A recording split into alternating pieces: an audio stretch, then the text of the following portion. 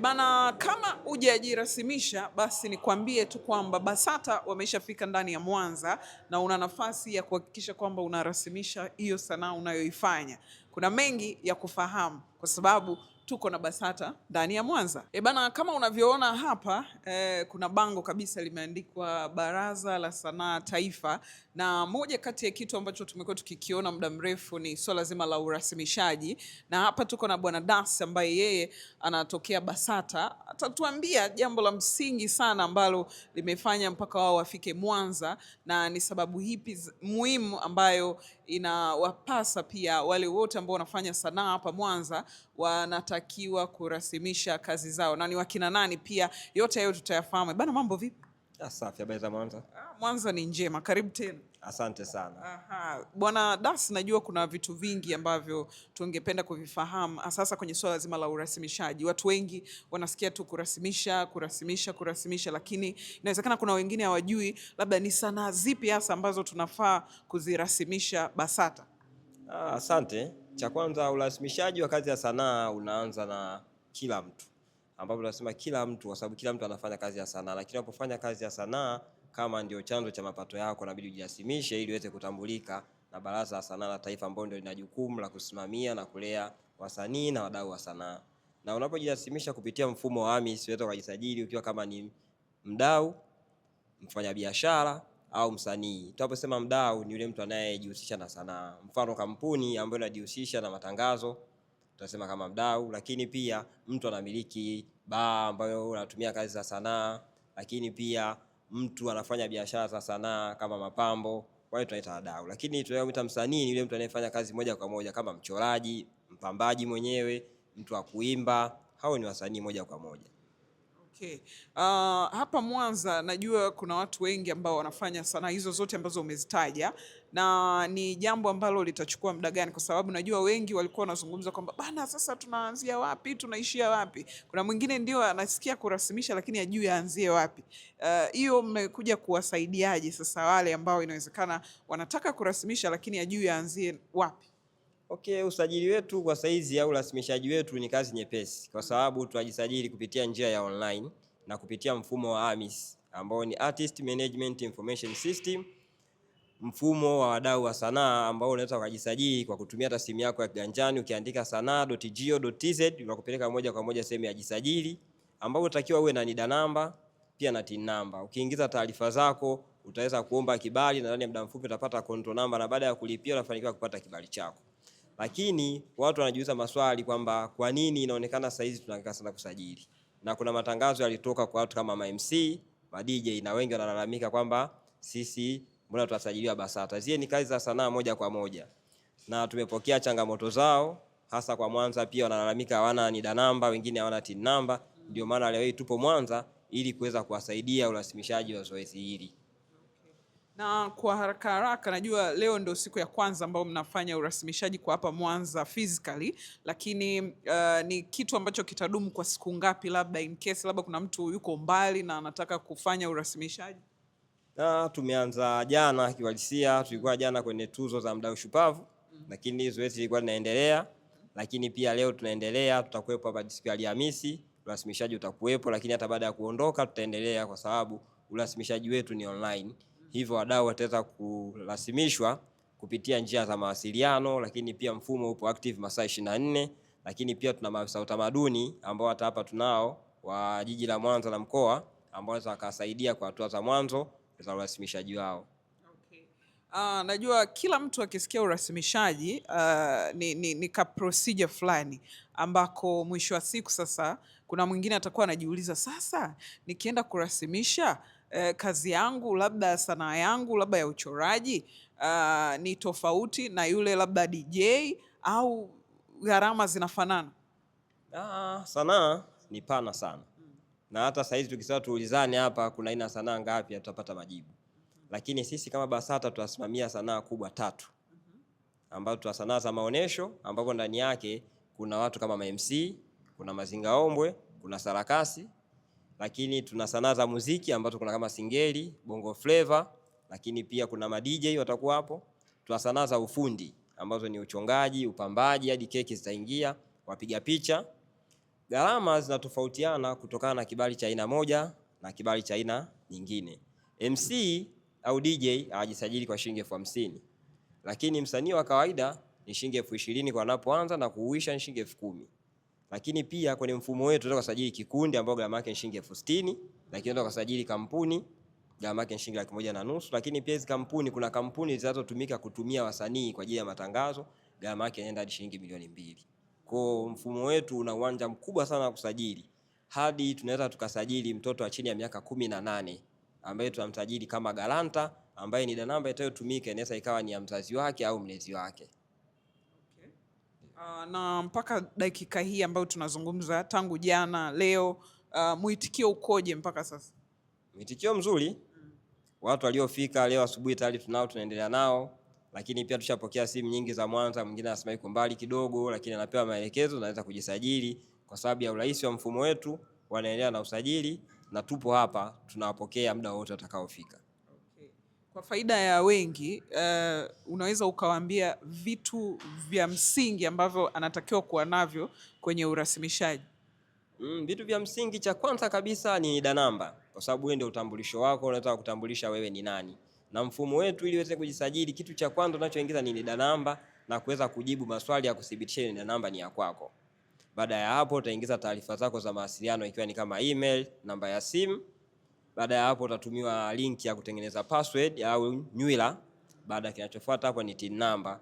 Taarifa nyingine za ndani unazijaza tu kwa muda mfupi, na ukihifadhi ombi lako au kuliwasilisha kwetu utapatiwa control number ambayo inakaa mwezi mzima, na baada ya kuilipia tu utaona status katika ombi lako inabadilika na kuweza kufanikiwa kupata kibali chako ambacho kupitia akaunti yako unaweza kukidownload na kwenda kukiprint. Okay. Zoezi la urasimishaji mwisho ni lini rasmi?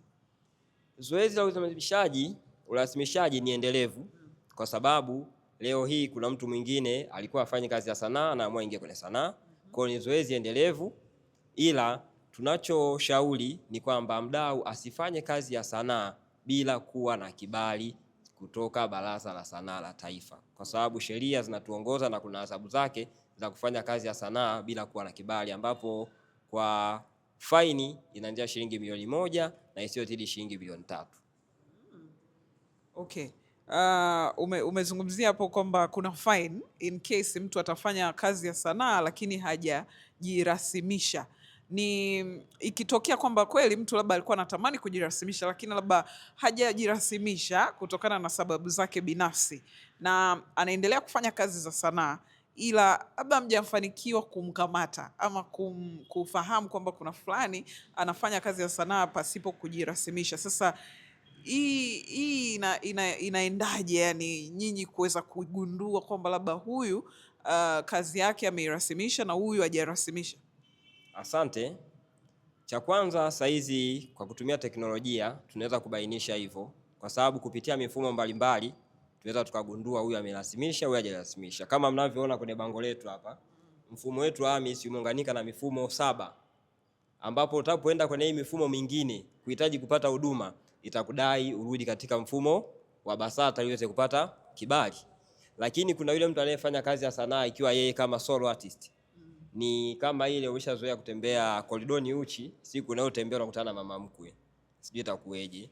Kwa ni hivyo. Kwa ni rai yetu sisi kwa shauri na kuwataka watu wote na wadau wa sanaa waweze kujirasimisha, kupata vibali, wafanye kazi zao kwa uhuru na wapate faida zinazopatikana baada ya kujisajili, ikiwa ni kama kupata mikopo, lakini pia kupata utambulisho, lakini kupata huduma za kisheria bure kutoka Baraza la Sanaa la Taifa. Okay. Bana, mimi swali langu litakuwa tu ni kwamba umejirasimisha? Na hapa pia niko na mwenyekiti, atajitambulisha yeye mwenyewe vizuri kabisa. Karibu sana. Asante sana. Mimi naitwa MC Mtunda, ndiye mwenyekiti wa chama cha MC katika mkoa wetu wa Mwanza. Aha. Bwana, mimi natamani nisikie kutoka kwako kwa sababu MC ni moja kati ya watu ambao ama ni wanasanaa ambao wamekuwa wakifanya kazi yao ya sanaa vizuri sana, na tumeona wengi tofauti tofauti, kila mmoja akisema ni kazi ambayo inalipa vizuri na kadhalika. Mpaka sasa hivi kwenye nafasi yako ya uwenyekiti unaweza kuwa na idadi ya MC ambao tayari wamejirasimisha? Asante sana. Sisi katika umoja wetu tuna takriban MC zaidi ya 60. Lakini mpaka sasa hivi zaidi ya nusu wameshafanya registration za urasimishaji wa vibali vyao. Na tumekuwa tukilifanya hili kwa kushirikiana na afisa utamaduni jiji la Mwanza ambaye kimsingi anafanya kazi na BASATA moja kwa moja. Amekuwa akituhimiza sana na kutupa namna ya kujisajili, na pia kati yetu tuna MC ambao tayari ni expert katika idara ya usajili. Kwa mfano tunaye MC Kagodo ambaye amewasaidia MC wengi sana ambao walikuwa hawajajisajili katika kujisajili, kupata control namba zao, kuweza kulipa. Wapo MC Sarungi, MC Deriki wamekuwa wakiweka wakihimiza ili zoezi la urasimishaji. Kwa hiyo imesaidia MC wengi sana kujisajili na sasa hivi wanafanya kazi kwa uhuru. Labda nitoe rai tu kwa MC wote ambao wako ndani ya umoja wa MC jiji la Mwanza na ambao wako nje ya umoja wetu wajisajili. Na kwa ma DJ wetu tuhakikishe pia nao wanajisajili, kwa sababu unaweza ukawa MC umejisajili lakini DJ wako hajafanyaje? Hajajisajili. Sasa ikija kutokea shida ukumbini, DJ wako akaondolewa pale ukakosa DJ, maana yake kazi haitafanyaje? Haitakwenda. Kwa hiyo wewe professional MC una DJ wako ambaye mara nyingi unafanya naye kazi, muhimiza ajisajili. Kama hana hiyo nafasi basi msaidie aweze kujisajili na tuweze kufanya kazi kwa uhuru. Na cha mwisho tu, unaweza ukawaambiaje watu wa Mwanza kwenye sanaa kwa ujumla? Watu wa Mwanza kwenye sanaa kwa ujumla, sisi kwa mfano Mwanza MCs tuna kauli yetu, tunasema sanaa ya uneni ni ajira. Kwa hiyo sanaa ni ajira, sanaa inaongeza kipato, sanaa inakutengenezea network ya kufahamiana na watu. Kwa hiyo wajisajili, waweze kufanya kazi zao kwa uhuru, waweze kutengeneza network, na mwisho tunaendelea kujenga uchumi wa nchi yetu. Hapa niko na DJ ambaye anawakilisha Lexon DJs na yeye amekuja kujirasimisha hapa ili kuhakikisha kwamba kazi zake zinakuwa rasmi. Sasa swali langu ni moja tu la muhimu na la msingi. Wewe nini ambacho kimekufanya umeamua kuhakikisha unajirasimisha? Cha kwanza ambacho kimenifanya nije nijirasimishe ni utaratibu wa nchi yetu. Kama tumeshaamua kufanya sanaa lazima tupate sheria na misingi.